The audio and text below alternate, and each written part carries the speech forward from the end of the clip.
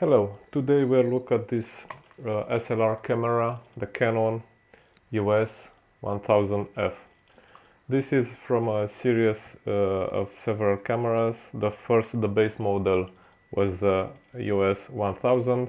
This here, EOS 1000F, stands for flash, and there was another model, EOS 1000N, which is said to have a faster and quieter autofocus and also a faster maximum shutter speed. So this is a great way to move into the 35mm film, or let's say full frame if you want to film, because those bodies are found at a very low cost, and all you need is a battery and a film, of course, a roll of film, and you're ready to go. So let's see, this one here uses this 6 volts 2 CR5 batteries. To open to insert the battery, open the compartment here and insert the battery like so.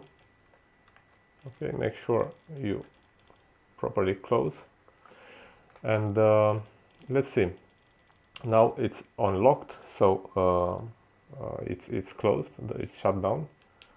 We can open it. This is the automatic mode. It have several presets here for portrait, landscape, macro or close-up, and sports, and for all of those it will set it. It have presets for all the settings. You just need to compose your photo and shot and fire. It has also this program mode, which is very similar to the auto mode, and then you have also the shutter priority. It's TV, so time value. This is the way Canon writes on this mode, and here you should see you can adjust the speed. Now aperture priority, so or aperture value, and here you can set the, you see, the aperture. Manual mode. Here in manual mode you can adjust both the shutter speed and the aperture. For adjusting the aperture, you just press this button. It has 2 buttons here. You press this one and use the dial, so you adjust the aperture. Moving on, next, this is very nice, I think I didn't see this mode until now on an EOS camera, at least. It's depth of field. So when you use this mode, you can first try to acquire focus on the closest subject you want in photo. Then you move to the farthest away subject and you autofocus again, and then the camera will calculate the aperture needed to have everything between those 2 points in focus. Then you just recompose and fire, and everything, all the subjects you wanted are now in focus. So now here is the time mode. So like the basic, the normal 10 seconds timer. So you acquire the focus, get the composition, get the focus, and then you press the button, and it can even play a song for you. Let's see.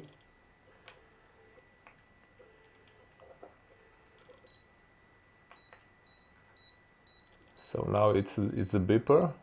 I must look, somehow you can also choose this melody it plays for you.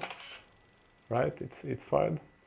And now this is the last setting. You only set it just after you inserted the film inside it. So you see, I set the value here for ISO, let's say 200. Today we have a ISO 200 film, and yeah, let's also insert the film to see the whole process. One thing I want to point here, it also has a built-in flash.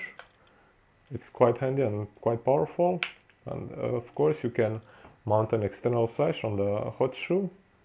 The viewfinder, it's very nice, very big and bright. So this camera, it's a joy to use. And one important thing, you can use any EF lens you have. So I use here my 50mm 1.8 from the digital cameras. And let's see, to insert the film, you just press this button down, open the back. Okay, does it stay? Okay, it's okay. So you need a roll of film. We have this Fuji Color C200 now, ISO 200. Get the film out.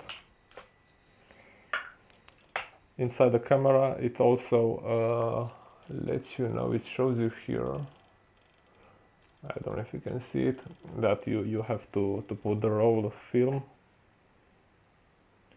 like so, with this head pointing down. Let's try to insert it.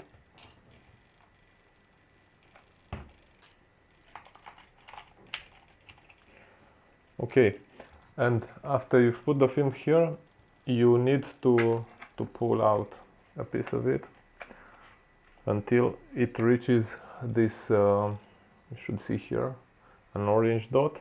It passes by that, but to be sure, I suggest you put it a little more than that. Let's see.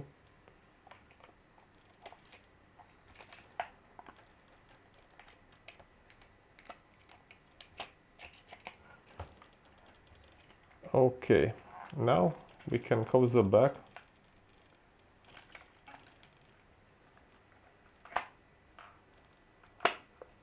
And now when we open the camera, we put it to auto, so on the green spot. Now what it does, it just pulls out all the film, and you see this counter here. So all the film now is out of the camera. So be sure to not open the back cover right now. And what it will do, after it finishes all the shots, the film will be back in. So with each shot you take, the film will go a position back inside the canister. So the next thing you should do now is just go here and make sure you set the proper ISO value, so the camera knows what to meter for, and you can just start using it. Another point to note here is that you don't need to fire those two shots you would usually do when you put a roll of film in the usual way, when the film gets out one position by one. So you can start shooting right away, and at the end, so here you know how many positions you have left on the film. In the end, just remember that the last two positions, let's say, the initial film you put out here will not be good, will not be usable. So now let's try to go to manual mode. So now you see it shows you here the shutter speed. Again, to set the aperture, press this button and adjust accordingly.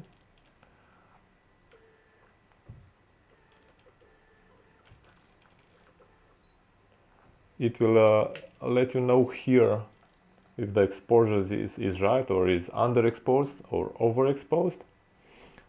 It says it has film inside, how many positions, and of course you have that that battery life. So I'm not sure, I think that dot, that white stripe in the middle, it's saying me like I have half the battery still to shoot. When you're done shooting, just turn it off. Don't worry, it will always show this how many positions you have on the film, and this indicator that the film is properly loaded. It will stay there even if it's closed, but don't worry about that. Okay, I think this is all about it. We will the next days we will go to shoot some stills with it, some photos, and we'll look at the results. This is a pretty nice body with nice handling. It has most of the feature you would need an SLR or DSLR. So actually with these modes and the settings, you can do like 90-95% of what most usual users would need. So if you're not a real professional shooter, photographer, you don't need other features than what you have with this body. So that's it. Thank you, and enjoy. Till next time. Bye bye.